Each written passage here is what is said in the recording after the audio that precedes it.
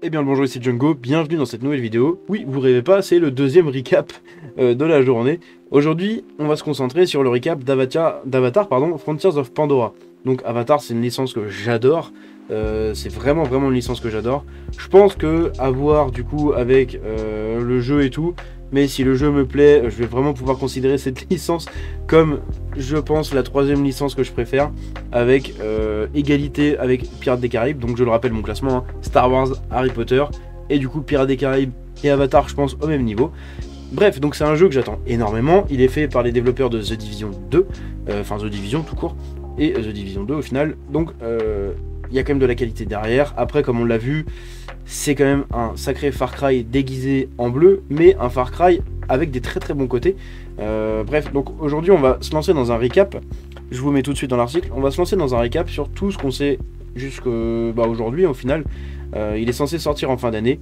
Pour l'instant, il n'y a toujours pas eu de report. On n'a pas eu de nouveautés non plus dessus, à part ce qu'on savait, ce qui nous a été présenté au final pendant l'Ubisoft Forward.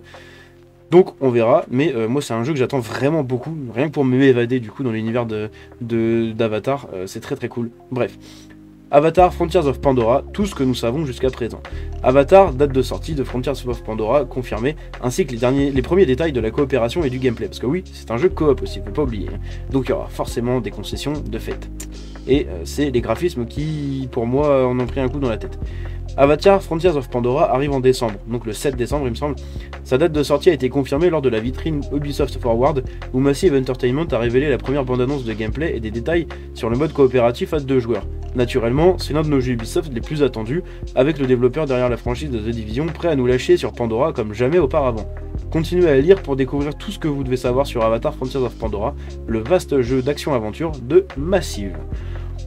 Oh, j'ai tellement envie d'y aller, bordel. Avatar, date de sortie de Frontiers of Pandora. La date de sortie d'Avatar Frontiers of Pandora est fixée au 7 décembre 2023. La nouvelle a été confirmée lors de la vitrine d'Ubisoft Forward en juin, qui a consolidé cette aventure en monde ouvert comme l'un des nouveaux jeux les plus excitants de 2023. Et les plateformes du coup de sortie. Avatar Frontiers of Pandora sortira sur PS5, Xbox Series X et PC. Alors qu'Ubisoft travaille toujours à apporter ses prochains jeux comme Assassin's Creed Mirage et Skull and Bones sur les consoles de dernière génération, il n'y aura pas de version du coup sur PS4 et Xbox One. C'est bon, je pense qu'il est temps de les abandonner, hein. Ça fait 3 ans bientôt qu'on est sur la nouvelle génération, faut vraiment arrêter de sortir ça sur l'ancienne. Ça bride trop les jeux, c'est vraiment trop le bordel.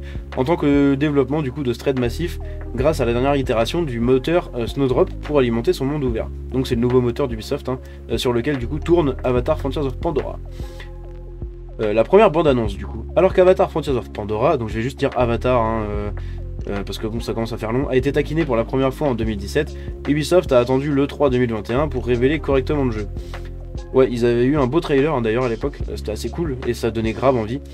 Avatar a reçu une bande-annonce en moteur de 2 minutes que vous pouvez regarder ci-dessus, pour avoir une idée du monde ouvert que Massive Entertainment est en train de construire. Et du coup, les interviews et les infos qu'on a dessus. Dans une interview exclusive avec Games Radar+, le directeur créatif Magnus Jensen a expliqué pourquoi Massive Entertainment crée ce nouveau jeu Avatar à la première personne et comment l'impressionnant moteur Snowdrop du studio a aidé à convaincre Disney et Lightstorm Entertainment de l'opportunité de collaboration. Vous pouvez en lire plus dans notre aperçu et il me semble que j'avais déjà fait une vidéo dessus. L'histoire du coup d'Avatar, ça c'est un point aussi très intéressant. Franchement, je vous jure, j'ai trop envie d'y aller. C'est pas possible. Putain, ça donne trop envie. Putain, sortez-moi le jeu maintenant, bordel, que je l'achète là. L'histoire d'Avatar sera un épisode autonome dans une toute nouvelle zone de Pandora qui se déroule juste après les événements d'Avatar The Way of Water. Donc Avatar 2, du coup le film. Alors que vous ne vous attendez pas à tomber sur des personnages de l'un ou l'autre des films. Évidemment, l'objectif du studio est de faire revivre le monde séduisant de Pandora avec toute sa beauté et son danger, dans une expérience immersive et en monde ouvert, et se déroule toujours dans l'univers Avatar plus large. En fait, ils vont vraiment créer un lore et un univers étendu autour d'Avatar. Il y en a déjà un très petit, mais pour moi c'est un des gros problèmes après la sortie du premier Avatar, c'est qu'ils n'ont pas réussi à pousser assez le développement d'un univers étendu, et le problème c'est qu'il y a beaucoup de gens qui ont commencé à oublier au fur et à mesure Avatar, jusqu'à la sortie du Avatar 2 et toute la promo que tout le monde s'est bouffé dans la tête, mais avant ça, il y avait beaucoup de gens qui pensaient même plus, qui avaient complètement zappé Avatar, quoi. C'est très dommage. L'univers est vraiment dingue, quoi. Il est vraiment dingue, il est aussi énorme que Star Wars en fait, il a autant de potentiel que Star Wars, qu'Harry Potter, que tous ces trucs là. que le Seigneur des Anneaux même, parce que c'est vraiment énorme quoi. Il y a vraiment énormément de choses à faire. Puisque Frontiers of Pandora se déroule pendant le saut dans le temps de Way of Water, attendez-vous à ce que le jeu colore certaines lacunes pour nous et par conséquent comptez sur le canon d'Avatar plus large. Le producteur du film, John Lando, l'a déclaré dans une interview avec Polygon, Frontiers of Pandora se déroule dans la frontière occidentale de Pandora. Ce n'est pas un endroit où nous sommes allés auparavant, il se déroule dans le laps de temps après l'ouverture d'Avatar Way of Water, mais avant la coupure d'1 an dans le film. Et du coup donc le jeu. Donc en fait il va se passer si vous voulez quand les humains vont quitter et vont revenir du coup sur la planète. Massive Entertainment a révélé le premier gameplay Avatar Frontiers of Pandora et il a l'air très différent par rapport à tout ce que nous avons vu de ce studio. Il s'agit d'un jeu en monde ouvert à la première personne où vous pourrez explorer Pandora dans le rôle d'un Na'vi, guérir la faune, renforcer votre relation avec le monde et essayer d'aider les habitants de cette planète à survivre. Et là vous le voyez, hein, rien que ce visuel là, vous mettez n'importe quel autre élément devant, c'est Far Cry. Hein. C'est vraiment Far Cry. Donc c'est un Far Cry avec pour moi beaucoup de qualité des Far Cry, mais c'est vraiment un Far Cry, hein. C'est pas un nouveau jeu, c'est pas voilà, vous allez vraiment voir tout le fond des Far Cry. Vous pourrez explorer le monde à pied, interagir avec les à pied oui, mais aussi à dos du coup d'Ikran et à dos de cheval, je sais plus comment ils appellent ça. Interagir avec les beaux environnements denses que Massive est en train de créer en gros, traverser le pays sur donc les chevaux, ou vous emmener dans le ciel sur le dos de votre propre Banshee, donc les Ikran. Nous savons également que vous serez en mesure de manier des armes Na'vi familières, telles que des arcs et des bâtons, ou de vous attaquer à des armes capturées par les forces RDA, comme les fusils d'assaut et les fusils de chasse. On le rappelle, vous êtes un enfant enlevé par les humains, et du coup, à un moment, vous êtes entraîné en fait par les humains, du coup, donc avec les nouvelles armes, les nouvelles techniques des humains et tout, pour... Ils essayent de vous retourner en fait contre votre peuple, donc les Na'vi, sauf qu'à un moment il va se passer quelque chose, vous allez être cryogénisé et vous allez être réveillé plus tard. Et lors de ce réveil là, en fait les humains sont partis et vous allez essayer de redécouvrir un peu ce truc là, bref, donc c'est ce qui justifie du coup qu'on puisse utiliser des fusils d'assaut et des fusils de chasse.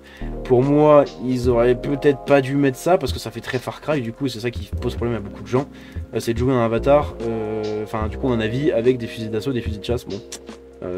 ça me fait un peu chier. Dans Far Cry Primal, on avait que des armes primitives et ça le faisait très bien. Ils auraient pu rester là-dessus. Bref, après il faudra voir si l'histoire vaut vraiment le coup ou pas. Vous serez en mesure de vous engager dans la furtivité pour traquer des ennemis, de rouler dans des offensives all-out ou un type de mélange des deux. Il existe également un système de compétences approfondies qui vous permettra d'affiner votre Na'vi pour mieux l'adapter à votre style de jeu en investissant dans votre capacité à contrôler les montures, à vous déplacer dans le monde ou à vous perfectionner au combat, évidemment. Donc le cadre du monde. En termes de gameplay, Avatar Frontiers of Pandora, nous savons que le jeu se déroulera dans une partie de Pandora que nous n'avons jamais vue auparavant, la frontière occidentale. Ce sera un monde ouvert que, selon le directeur artistique technique d'Ubisoft, Sebastian Lindhoff, nous serons libres d'explorer. Des jungles profondes et denses au sol, aux grandes vues au sommet du ciel.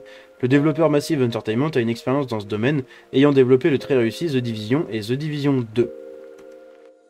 Compte tenu de son cadre dans des parties inédites de l'univers cinématographique, même ceux qui connaissent les deux films auront beaucoup à explorer et à découvrir.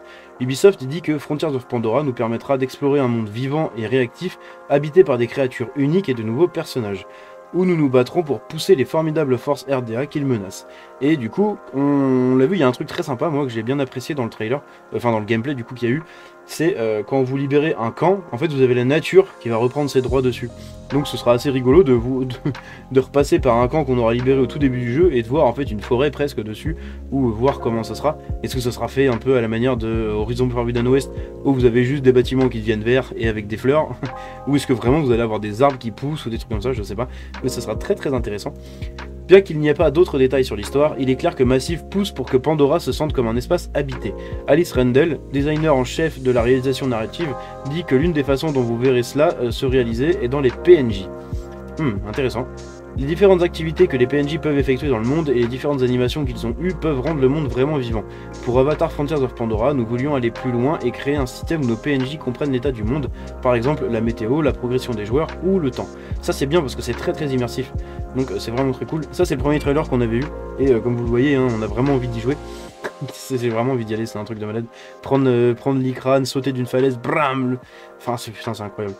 Alors qu'Avatar Frontiers of Pandora a été conçu pour une aventure solo, Massive Entertainment va vous donner l'occasion d'en faire l'expérience avec des amis si vous le souhaitez. Avatar Frontiers of Pandora prendra en charge la coopération en ligne à 2 joueurs, bien qu'Ubisoft n'ait pas encore confirmé si le multijoueur multiplateforme sera pris en charge. Ça, personnellement, je m'en tape parce que moi je vais le faire en solo. Avatar Frontiers of Pandora sera-t-il multijoueur? Ubisoft n'a pas encore confirmé si Avatar sera un jeu multijoueur ou solo. Depuis son annonce en 2017 et sa révélation subséquente en 2021, il y a eu des spéculations selon lesquelles le nouveau jeu Avatar serait une aventure coopérative, alimentée en grande partie par l'histoire du développement du coup de Massive Entertainment. Le studio est surtout connu pour avoir créé The Division et The Division 2, deux des meilleurs jeux en ligne de la dernière génération. Nous espérons qu'Ubisoft clarifiera bientôt la question multijoueur d'Avatar Frontiers of Pandora, alors gardez un œil sur le calendrier de l'E3 2023.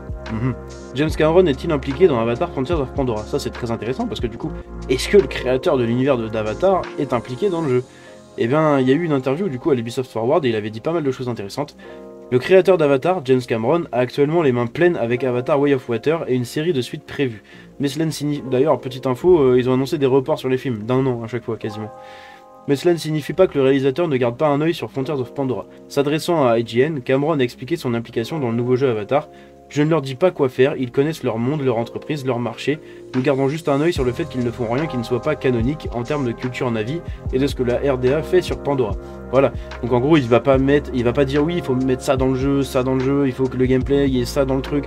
Non, il va juste garder un œil que l'histoire reste cohérent et que l'univers aussi reste cohérent. Donc c'est très très intéressant. L'histoire cohérente, pardon, j'ai fait une faute. Mais voilà. Il va vraiment garder un œil, c'est ce qu'il avait dit, hein, comme quoi il laisse libre cours à la vision artistique du coup du studio et à ce qu'ils ont envie de faire, parce que c'est eux qui connaissent le jeu vidéo, mais par contre il va vraiment faire gaffe du coup à ce que l'univers soit respecté, ce qui est tout à fait logique, on est d'accord. Bref, voilà, on a fini le récap du coup de ce jeu là. Dites-moi ce que vous en pensez. Moi personnellement c'est un des jeux que j'attends le plus prochainement. Et franchement j'espère vraiment que ça va être un succès ce jeu là pour permettre à Ubisoft de peut-être renaître un peu de ses cendres. Bref, dites-moi ce que vous pensez de tout ça, donnez-moi votre avis sur le jeu. Je vous dis à la prochaine, c'était Django, ciao.